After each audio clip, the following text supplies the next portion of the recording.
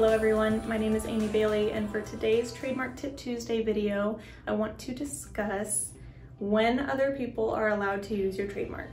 And the short answer is whenever they use it to name your trademark.